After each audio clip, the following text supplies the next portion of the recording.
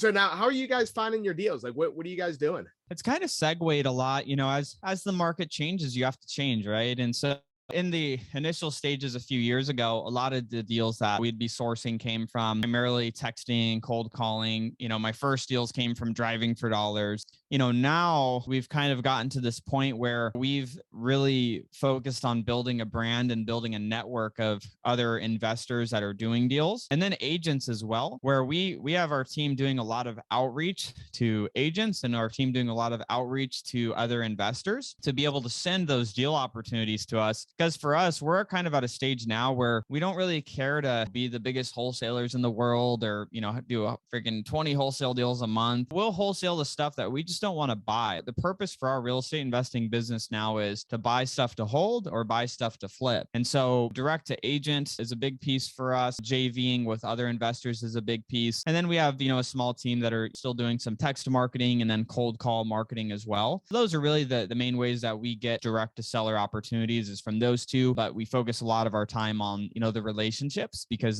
they're kind of like that residual effect is if you treat those relationships good, you can get multiple deals a year from them. And it's very low cost as well. So that's where we've kind of, stepped into more as of lately. Yeah. Now, what are you seeing with your relationships with agents? Are you seeing they just have like the pocket listings that just need too much work to put on the market? And they're like, oh yeah, we can reach out to Cody. Yeah. That's a lot of times, what it'll end up being. And, for us, we'll get creative with them too. It's like if the agent brings us the deal, depending on the deal, if it's a competitive situation, we'll let the agent get paid up front. Obviously on the listing agent commission, they could represent us as the buyer or work that out with their seller however they want. If we're competing with other investors that they also know, we'll offer them a piece of the back end of the deal if we flip it too. Like, hey, we'll give you 25% of the profit on the back end on top of you getting the commissions on the front end. You bring this deal to us. So we try to incentivize them in different ways where they can get paid a couple times on the same deal and make it really easy. That's a big piece of that for us. And, some of the relationships that we have, we'll give them even 50% of the back end of the flips. If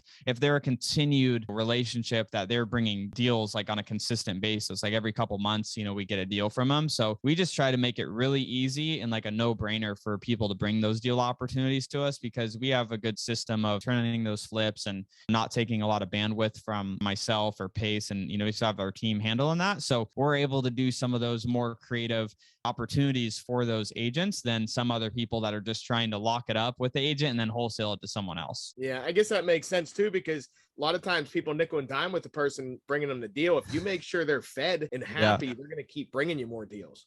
Yep. Yeah. And we're happy to make 70% of the profit on it, or 60% or 50% even, worst case, because we know we're going to get more and it didn't cost us marketing money. We've had people criticize, like, you're giving away too much of those deals. It's like, well, we would have had to spend the money on marketing. So we just kind of look at it as that's part of our marketing cost. Right. Yeah. Huge points there.